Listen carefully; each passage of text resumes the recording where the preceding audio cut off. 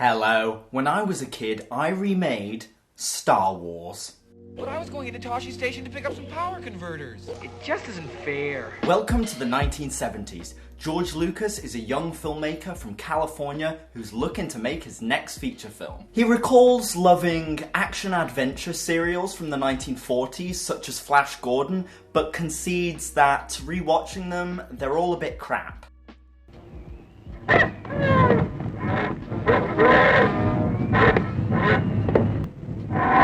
He takes his concept of Flash Gordon but good and starts writing it at 8 hours a day for 5 days a week. Lucas claims that he drew inspiration from the politics of the time.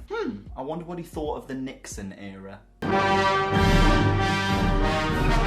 He had real difficulty getting a studio to greenlight the project, as he believed that he was kind of seen as this outsider from Hollywood who only made weirdo films. I don't know what would give them that impression.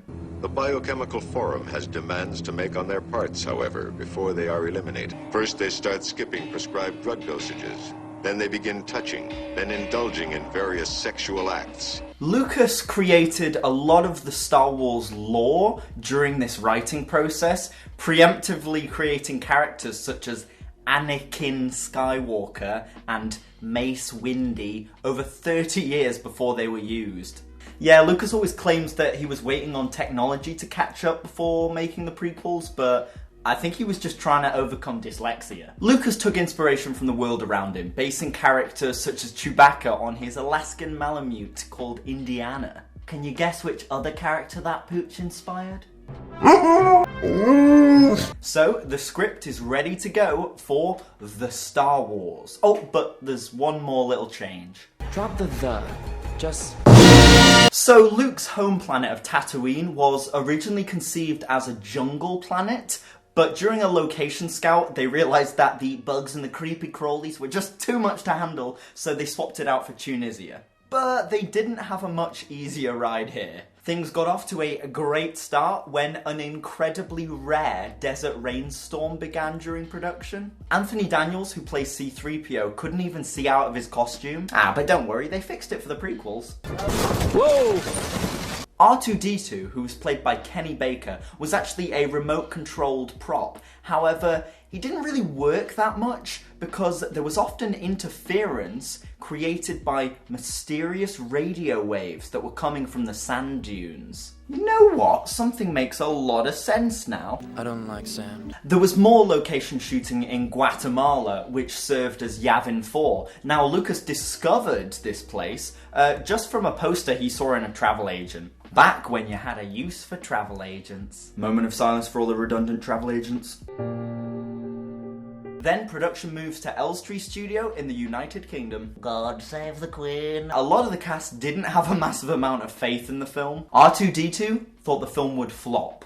Han Solo said it was about a princess with weird space buns in her hair and a giant in a monkey suit. It probably didn't help that George Lucas isn't well known for being an actor's director. The only piece of direction he would often give is... Where'd she go? Bring her back. Play back the entire message. faster and more intense. Where'd she go? Bring her back. Play back the entire message. There was a real spot of bad luck nearing the end of production where Mark Hamill was in a very serious but thankfully non-fatal traffic collision. And that's why he looks so strange in the holiday special, because he's wearing lots of makeup to cover up the scars.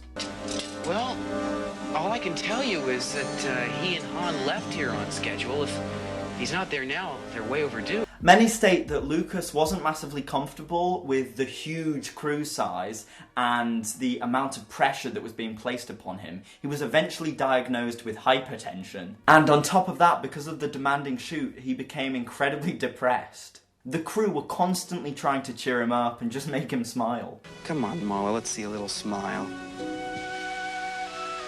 Come on.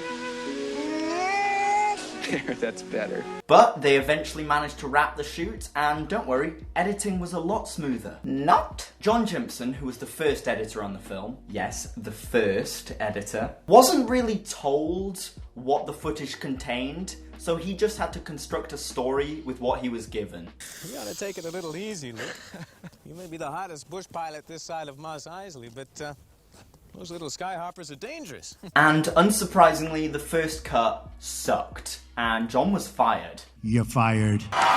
Some fresh blood was invited into the edit suite, including Lucas's wife. They stepped in to recut and reshoot additional footage for the film. And as everyone knows, Star Wars was a landmark for visual effects. Eventually, Star Wars was released in May of 1977.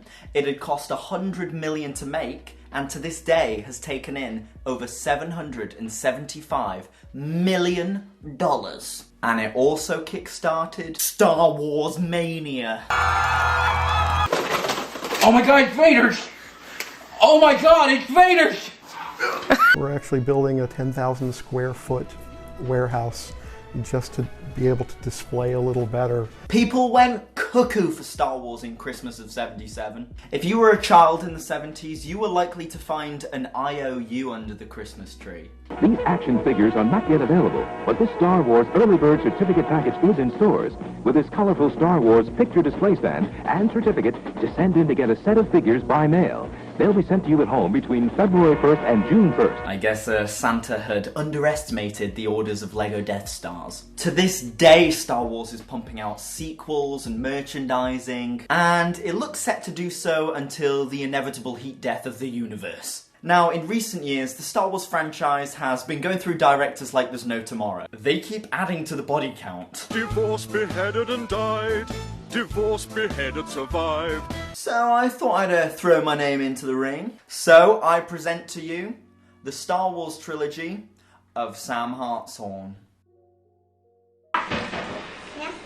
It sounds like at the start of the film you can hear my brother and sister still chatting away. I kept my opening crawl incredibly short.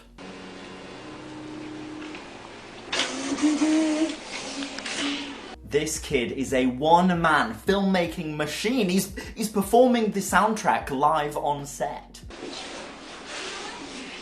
You shall die!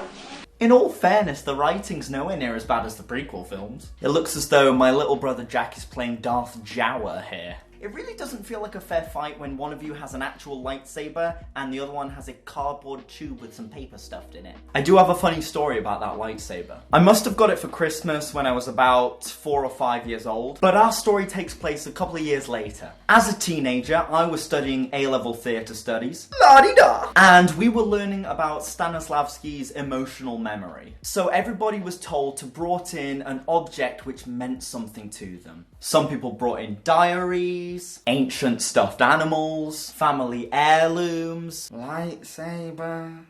I'm a simple man. Oh! That is a brilliantly convincing fake kick from Stuntman Jack there, and a powerful real kick from Sam. Poor Jack, he was just my little punching bag. Who gets the last laugh though?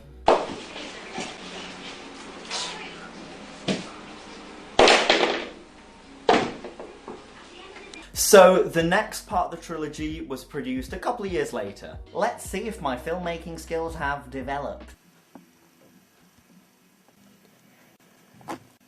It looks like my greatest hairstyle icon in life was Simon from The Inbetweeners. It's a lot of gel you've got in your hair. What? Smells quite strongly too. Why are you telling this to me now? Hey Jack, can I have a look at that? No, it's mine! Don't make me take it from you. Channeling my best Hayden Christensen there. Don't make me kill you. Ladies and gentlemen, we have graduated to lightsaber visual effects.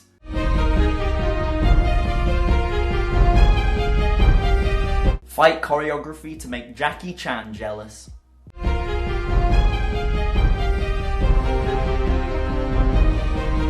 The fact that the battle ends with a meager punch is rather disappointing. Let's see if the conclusion to the trilogy is any more satisfying.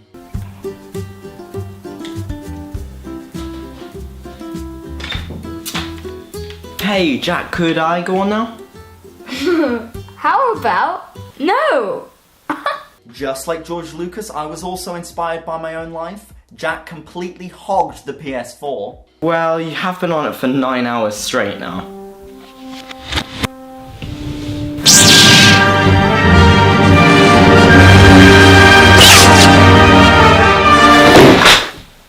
Finally, a satisfying lightsaber kill. I will definitely commend the VFX work on that decapitation. So, the highlight there was the decapitation. That looked cool. The low point was the corny dialogue. But I suppose that's true to the spirit of Star Wars. Cancel factor, we've got violence towards children, so maybe a deleted Twitter account kind of thing. So, there we have it, folks. My cinematic additions to the galaxy far, far away. If you want to watch the full videos, links are down in the description below. As always, like and subscribe, tell your friends, foes and family. Toodaloo! I'm not going to Alderaan. I better get home. It's late. I'm in for it as it is.